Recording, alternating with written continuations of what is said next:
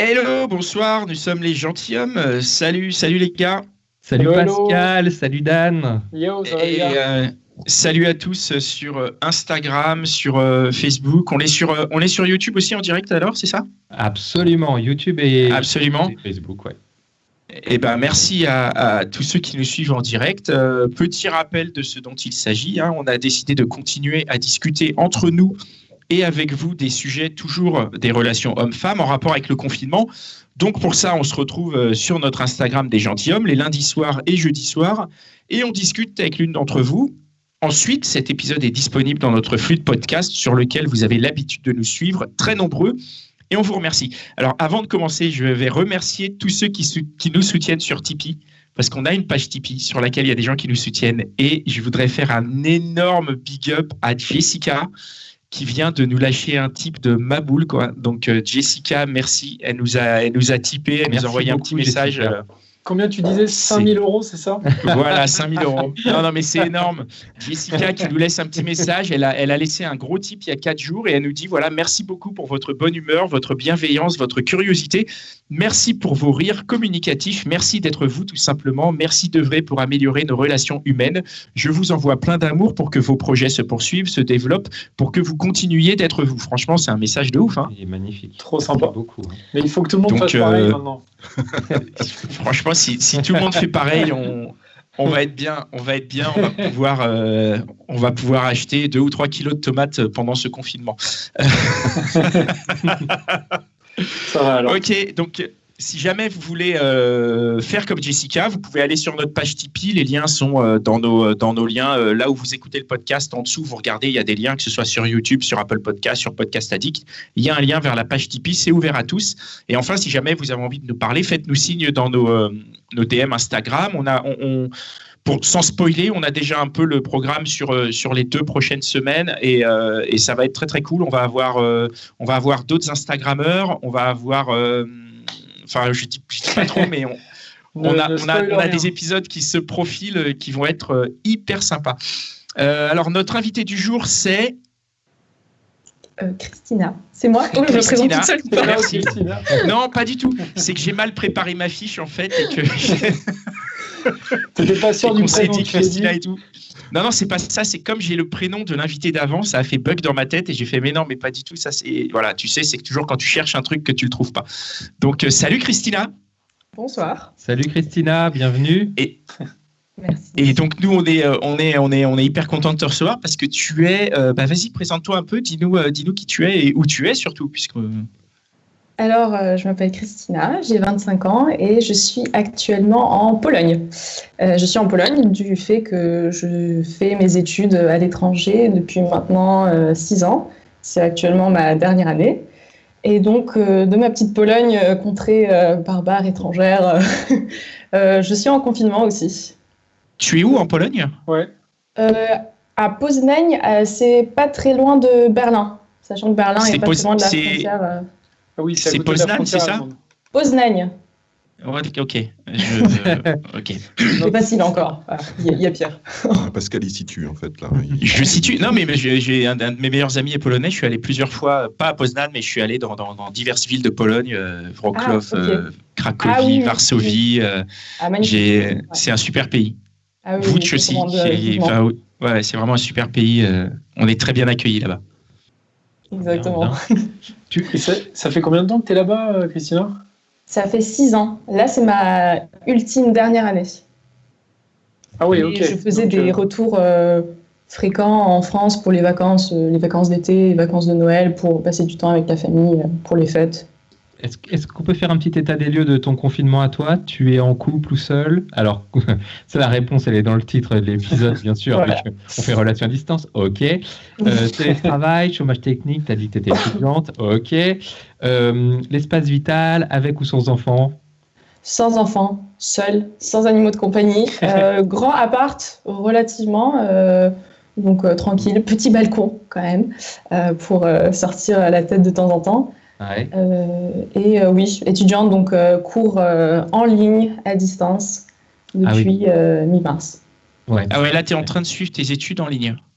Ouais, c'est en plus, aparté, je suis une étudiante de médecine Donc, Ouais. faire les cours de médecine en dernière année, sachant que c'est que des trucs pratiques, c'est un peu cocasse. Pas très top, mais bon, Ouais. ma foi, on fait comme on peut. Hein. Ouais. Donc, entrons dans le sujet. Tu es dans une relation à distance en ce moment. Est-ce que tu peux nous raconter un petit peu comment ça s'est mis en place, cette relation à distance, et est-ce qu'elle était quelque part, est-ce qu'elle est vraiment... raconte-nous comment elle s'est mise en place.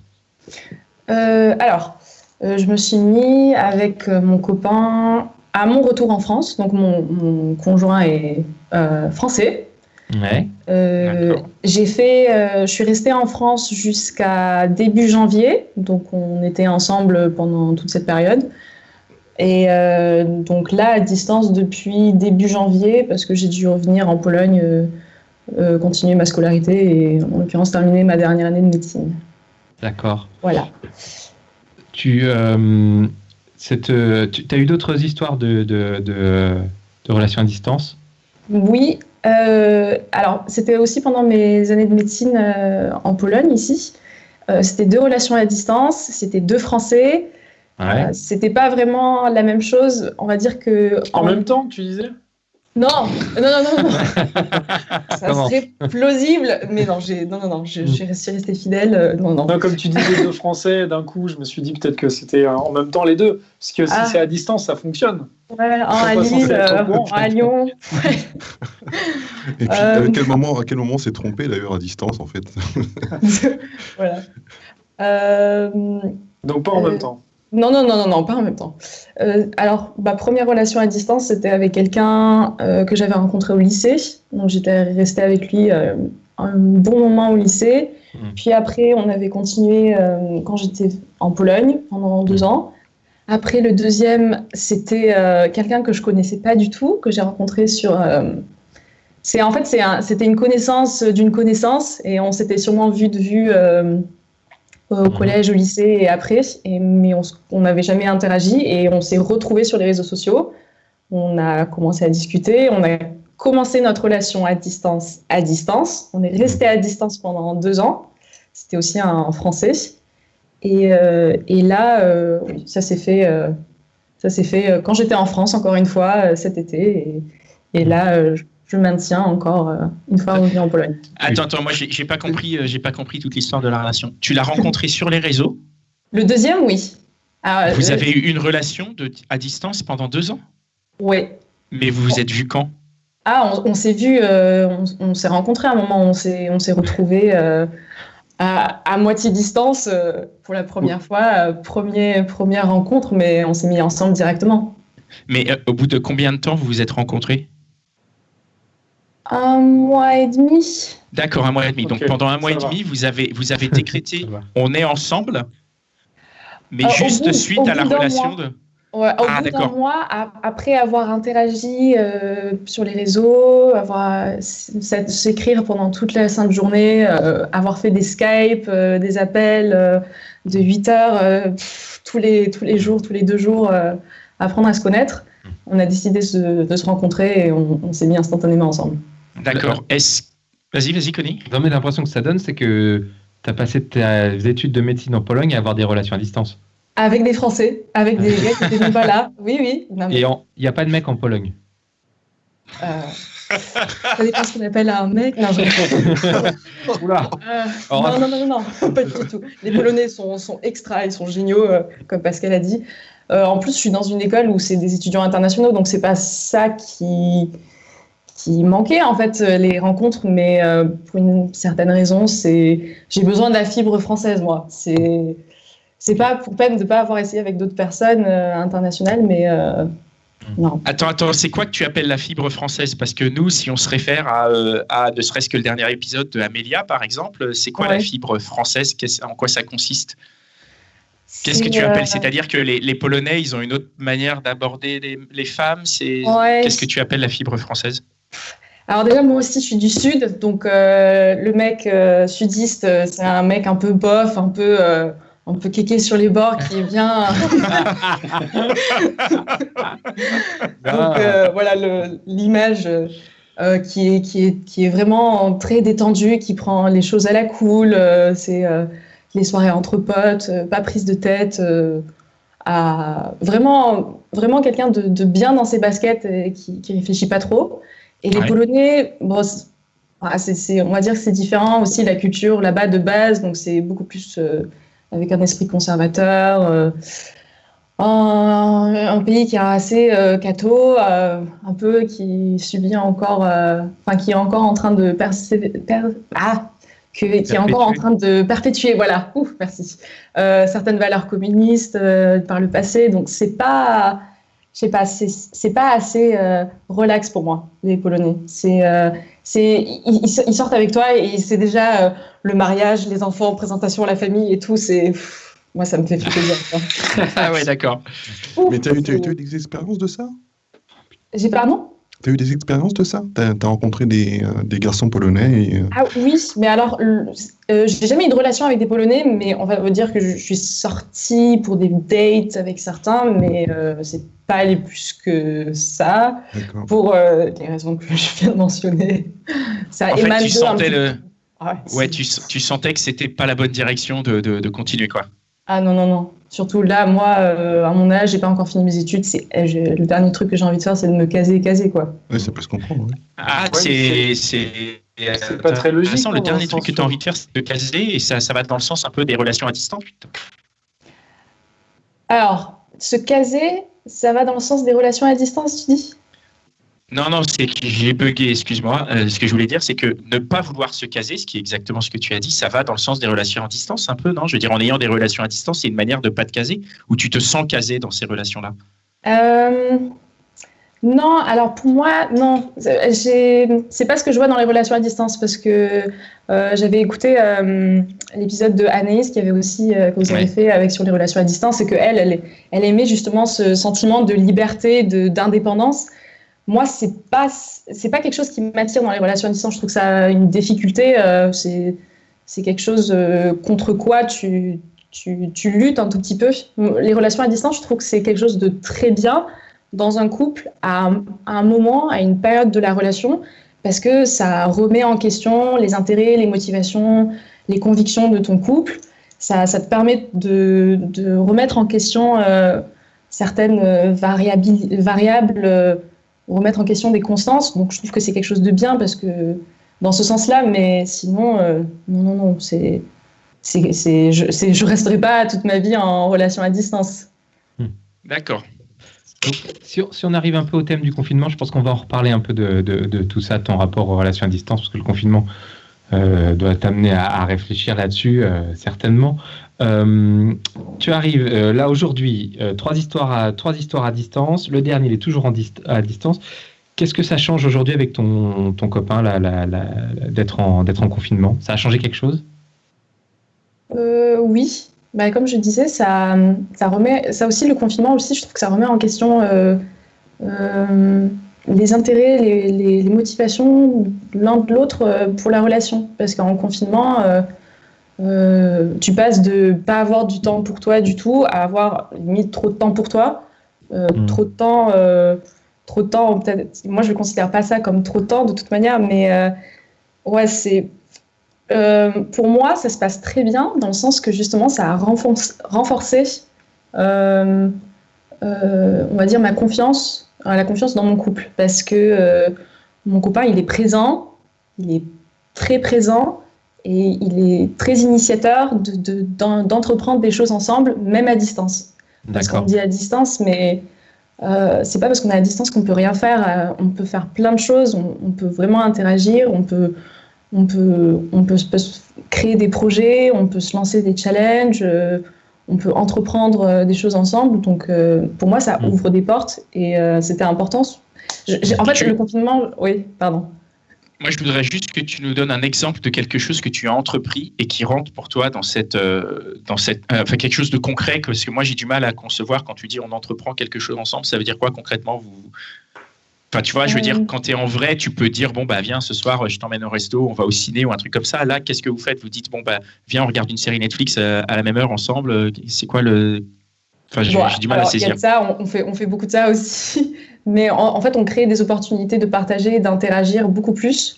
Et quand on entreprend des choses ensemble, je veux dire par là qu'on règle un peu nos affaires personnelles. Tu sais, genre, on a toujours des affaires qu'on règle pas, que ce soit des affaires, que ce soit du taf, que ce soit du rangement ou je sais pas quoi. Et c'est toujours les espèces d'arguments que tu utilises après quand tu es ensemble, genre ah non, je peux pas, non, je devrais faire ça, et puis après tu le fais même pas.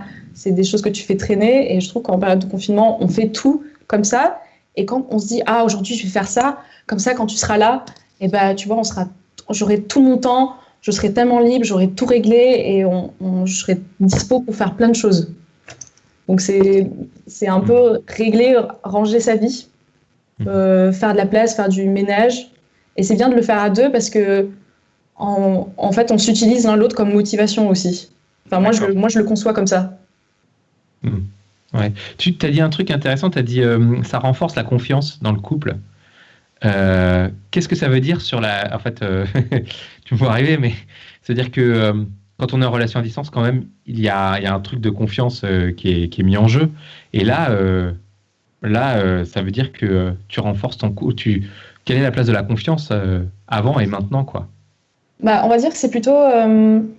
je considère encore ma relation relativement jeune parce que j'ai eu des relations plus ou moins longues. Donc là, si on compte, ça fait fin l'été. Je suis restée jusqu'à janvier, puis après c'était à distance. Je l'ai vu une seule fois depuis. Donc pour moi, c'est pas une période très longue qu'on est resté ensemble, qu'on était physiquement réellement ensemble.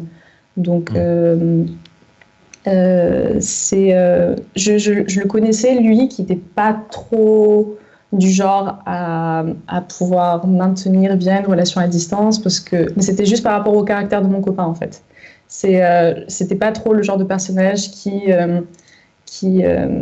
à première vue serait prêt d'entretenir cette relation à distance, d'être vraiment présent par texto, vraiment mettre du sien dans la communication et justement d'organiser des choses ensemble à distance. Je le voyais pas comme ça en fait. Et c'est pour ça que moi, ce confinement, de voir que justement il donnait vraiment de sa personne, genre plus que la normale. Et je le sais parce que quand j'étais avec lui, je savais un tout petit peu son caractère de gros matou, genre un peu dans son petit antre, à hiberner, à pas vouloir trop être sorti de sa zone de confort.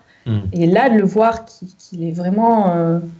je sais pas, dans l'essai d'améliorer les choses, de rendre les choses même fun, c'est ça qui m'a fait super plaisir et je suis bien contente que c'était comme ça. Voilà. Enfin, je suis désolé, mais je sens quand même, quand je t'entends, c'était plein d'enthousiasme, etc. C'est de l'amour qui naît de ça? T'es en train de tomber amoureuse? Ah non, mais j'étais déjà amoureuse, mais c'est juste que...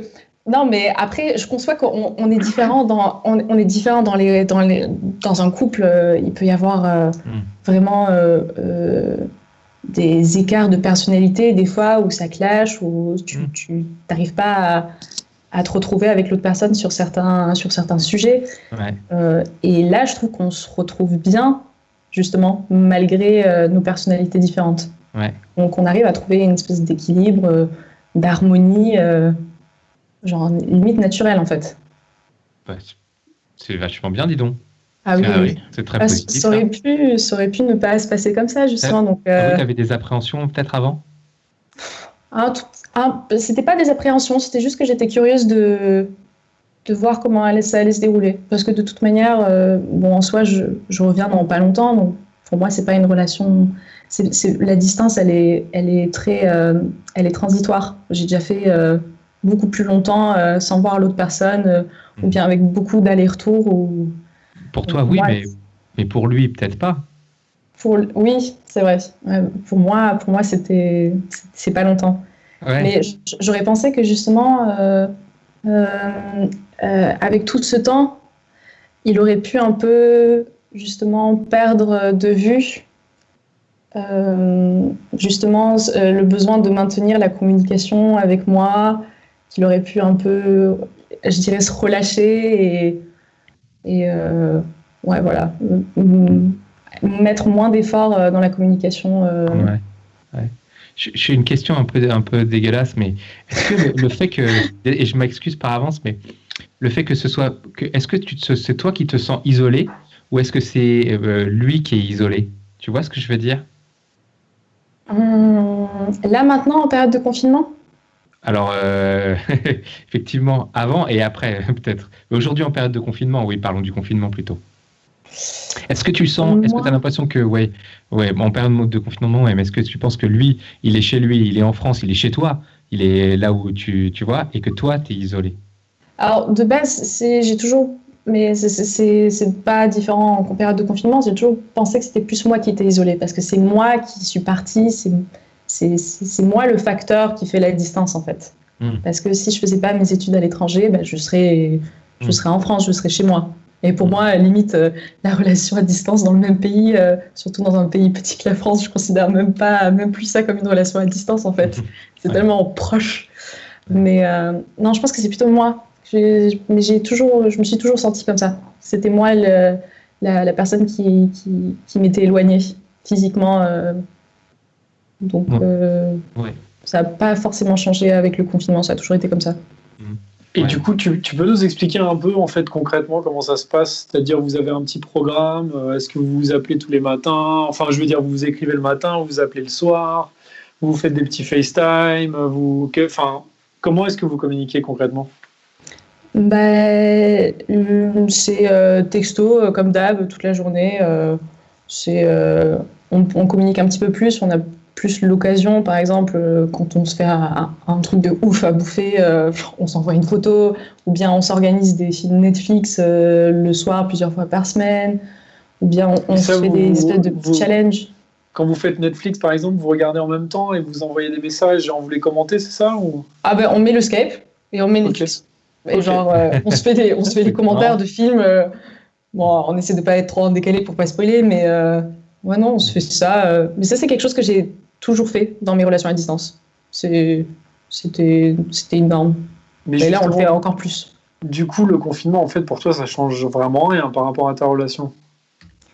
Ça l'a juste renforcé. Enfin, je veux dire, concrètement, vraiment dans la communication là.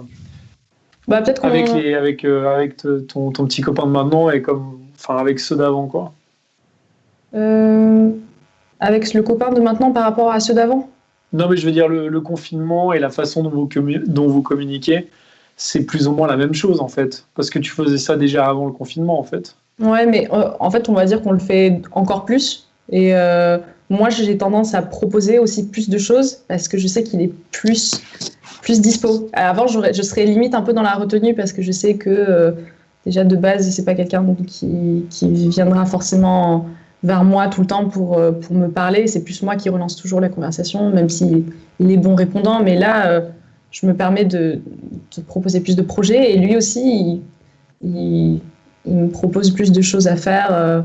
Ça peut être, par exemple, les 2 dernières semaines, je me suis fait un auto-challenge toute seule. Je me faisais des coiffures différentes tous les jours. Et ils m'ont balancé. Et genre, à la fin de la journée, c'était la coiffure de Princesse Leia de Star Wars. Tiens, vas-y, challenge accepté. On se fait. On sait pas, on essaie d'être un petit peu plus original que la norme parce que de toute manière, sans confinement, on n'a pas l'opportunité de faire tout ça. On est trop occupé, trop fatigué. Mais. Moi, ce que je trouve intéressant, c'est que du coup, tu as une relation, tu as une facilité à entretenir une relation pendant le confinement, là où d'autres qui n'ont pas cette habitude vont peut-être s'essouffler plus rapidement.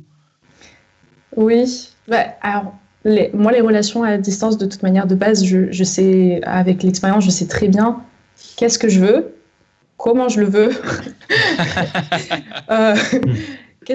Voilà, donc... Mais t'es une sorte de pro de la relation à distance, en fait, quoi.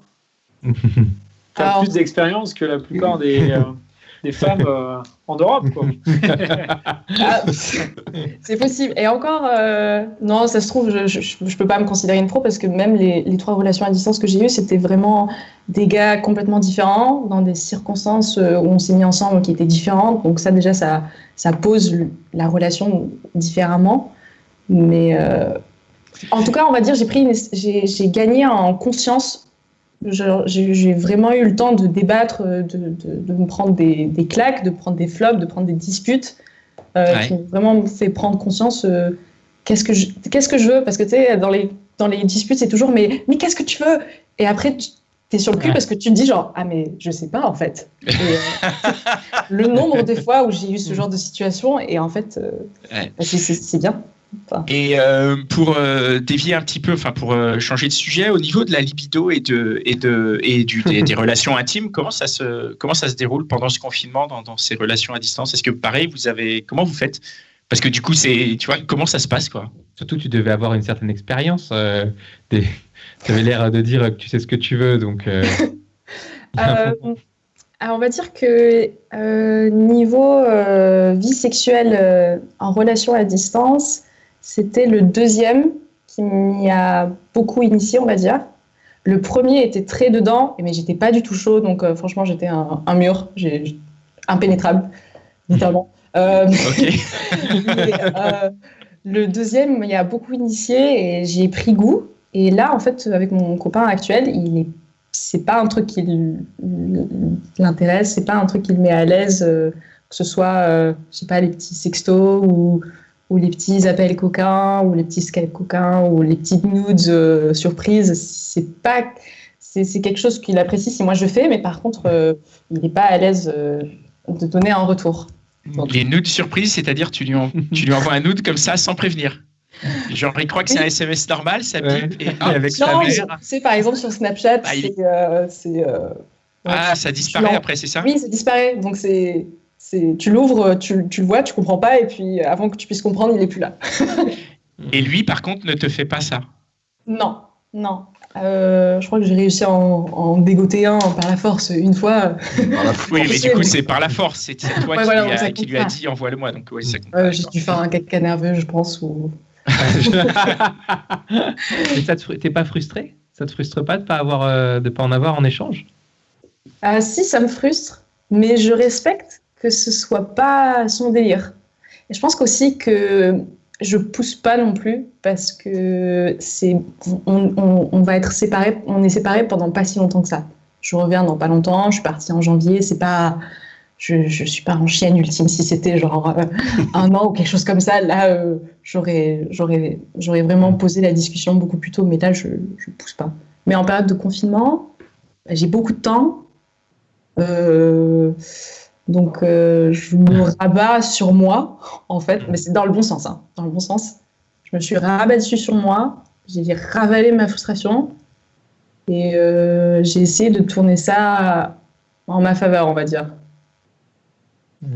C'est-à-dire, oui. Je sens le blanc. C'est la même chose. Quand on taffe, il n'y a pas le temps. Vraiment de prendre soin de soi, de prendre du temps pour soi. Par exemple, moi, sous tension, je me masturbe, je sais qu'est-ce qui marche pour moi, je le fais, tchac, voilà, c'est plié, maintenant je passe à autre chose. Pas le temps d'aller plus loin que ça. Et là, avec tout ce temps sur mes mains, j'ai pris le temps de me perdre, on va dire. Et quand je me suis perdue, je me suis trouvé des nouvelles choses, on va dire.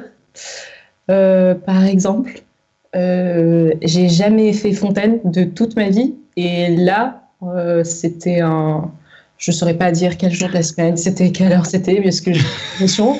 Mais un jour, j'ai fait et c'est arrivé. Et j'étais trop contente et je m'y attendais pas. Et c'est parce que je suis sortie en fait de ma zone de confort, j'ai fait des trucs différents, je sais même pas qu'est-ce que j'ai fait en fait. Je suis arrivée à ça. Et du coup, tu l'as reproduit ou c'est genre juste une découverte que... C'était une découverte, je suis pas arrivée à reproduire, mais en même temps, j'ai pas cherché. Parce que je me suis rendu compte qu'en fait, je me suis vraiment perdue. Et c'est comme ça que j'ai trouvé par hasard. D'accord. Bon, après, t'es confinée encore combien de temps là? Alors, c'est parce que je vais avoir le temps pour d'autres trucs. Ah bah oui, tu peux. Oui, je pense. Pendant un petit mois ou un mois et demi. D'accord. Ok. Et donc, si on parle de après confinement, ces découvertes-là, tu vas vouloir les partager? Ah oui. Ah grave. Oui, bien sûr. oui, bien sûr. Ouais. J'en ai déjà fait part. C'est pas parce qu'il n'est pas très on va dire, une stimulation de l'autre à distance que je partage pas avec lui, ce que moi je me trouve. Donc j'ai déjà. C'était. Non mais déjà quand j'ai fini, j'ai chopé mon portable, j'ai fait tu deviendras papa. C'est génial. Et ouais, enfin, on en a rigolé. Je l'ai pas mal pris dans le sens, tu vois, tu pourrais m'aider aussi, hein. Tu peux jouer un petit peu ta part. Non, c'était vraiment en mode relax, détendu. C'est cool. Et donc pour cet après confinement, à part cette partie sexuelle qui est magnifique, tu vois d'autres impacts du confinement sur ta relation, en particulier ta relation à distance dans un premier temps? J'ai peur, j'aurais peut-être une appréhension d'une rechute, on va dire. Peut-être pas peut-être d'une rechute, mais juste d'une chute, parce que là, on s'est partagé beaucoup de choses. On a parlé de beaucoup de projets, par exemple de ce qu'on veut faire cet été. De ce qu'on veut essayer de faire ensemble, que ce soit faire du sport ou faire des promenades et tout. J'ai peur que... L'intensité ? Voilà, ouais. J'ai peur un peu d'avoir construit ma hype et que une fois rentrée et déconfinement, la hype, elle soit pas satisfaite, quoi. Un peu comme quand la phase de la passion tombe, un peu, cette espèce de redescente, tu veux dire ? C'est ça que tu veux dire ? Ben après, je pense, c'est une mini-appréhension. Je pense qu'elle a lieu d'être, bien sûr, mais je pense pas qu'elle se réalisera et j'essaie de pas trop y penser de toute manière. Tu peux l'anticiper, non ? Tu peux essayer d'anticiper et de prévoir les remèdes, je sais pas, pour que justement, si jamais ça se produit, tu puisses faire ce qu'il faut. Oui. J'essaie déjà de pas trop construire la hype, moi non plus. Ouais. Alors, par exemple, j'envoie pas 1 milliard de liens, genre regarde, on va faire ça, regarde, on va faire ça, regarde. Genre, j'ai ma petite liste sur le côté, qui ne connaît pas la longueur, elle est très exhaustive. Ça va de cuisiner un pâte plate à un pâte plate que j'ai vu sur Instagram à je sais pas, faire un trekking dans les Pyrénées. Oui. Ok, d'accord. Mais je la garde, tu sais, et s'il me dit vas-y, on fait un truc, là, je sors la liste. Alors, écoute, je suis préparée. Je suis là. Mais non, sinon, c'est tout. Ouais. Et donc, tu penses que ça va avoir un impact aussi sur quand le mois et demi qui te reste d'études à faire et que tu vas revenir en France et que tu vas le retrouver, tu penses que ça va avoir un impact aussi? Bah non. Un impact négatif, tu veux dire? Ah non, positif ou négatif? Ah bah, déjà, de base, quand je reviens, ce sera la passion, la sensualité, le feu, là, directement pendant 2 semaines. Le feu. On sera juste trop content de s'être retrouvés. Non. Donc, j'attends que ça. Je me fais des petits films dans la tête que ça va être juste génial d'enfin le retrouver et pouvoir concrétiser et justement réaliser pas mal de ces choses très faisables. Il y en a certaines qui sont très simples, qui sont très cons, mais c'est juste sympa de le faire à deux, qu'on pourra enfin les faire. Mais vous en avez déjà parlé là ? Vous en avez déjà concrètement parlé ? Vous vous êtes déjà dit on va faire ci, on va faire ça ? Ah oui. Il y a pas mal de choses qu'on s'est dit. Par contre, c'est 100% sûr, on le fait. Moi, on a déjà fait des pseudo-préparatifs de notre côté, chacun. Donc, non, c'est vrai, c'est réel. Mais du coup, il doit y avoir quand même une certaine appréhension pour toi, non ? Toi qui as en plus souvent eu donc des relations à distance, du coup, d'un coup, si tu te dis, bah là, en fait, je vais être avec mon copain, et en plus, on va être ensemble quand même souvent, et on va plus se faire de films Netflix via Skype, on va se les faire en vrai. C'est pas un peu chelou, non ? Ah non, moi je suis trop contente. Ah non, mais... moi, donc l'habitude de le faire à distance, t'as pas pris goût à cette habitude-là, quoi. J'aime bien, mais pour moi, c'est comme je disais, la relation à distance, c'est pas quelque chose que je garderai. C'est bien de l'avoir dans une relation, c'est bien de reprendre goût justement de certaines activités qu'on faisait ensemble, qu'on ne peut pas faire ensemble, ou bien qu'on peut faire justement de manière différente, de redécouvrir. Mais après, les faire ensemble, c'est le mieux. Enfin, il n'y a pas de comparaison. Donc, je sais que moi, je serai une sangsue sur lui, H24, lui aussi. Ah ouais, carrément. Bon, Ah oui. peut-être qu'on fera un épisode alors quand tu seras revenu sur la femme sangsue. On va voir comment lui il le vit aussi un peu. Mais justement, t'as pas peur que lui, d'un coup, il se dise genre waouh, elle est trop présente dans ma vie. Non, mais je sais pas, c'est peut-être des possible. Tu vois, une angoisse qu'on peut avoir quand on est à distance justement pendant longtemps. Oui, c'est très possible. Mais on va dire que on en a déjà discuté de ça. Moi, je suis quelqu'un de très affectif de base. Donc je sais que je peux être too much, mais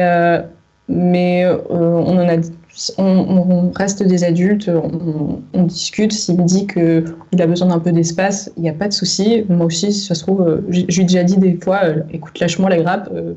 Là, il faut pas me voir. Il faut que je reste un peu toute seule et il n'y a pas de souci. Donc si on en vient à ça, il n'y a pas de problème. Il n'y a pas de problème.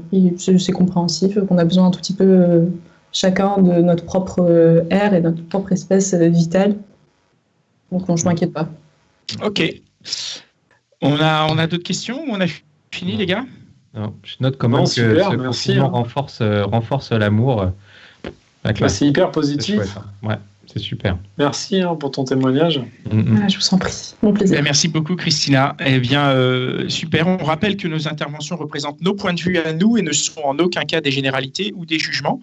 Merci à tous d'avoir été présents si nombreux. On se retrouve jeudi à 21h sur notre compte Instagram pour un nouvel épisode des Gentilshommes en confinement. Je crois qu'on recevra Claudia. On va recevoir Claudia du compte selfloveproject.fr. Voilà.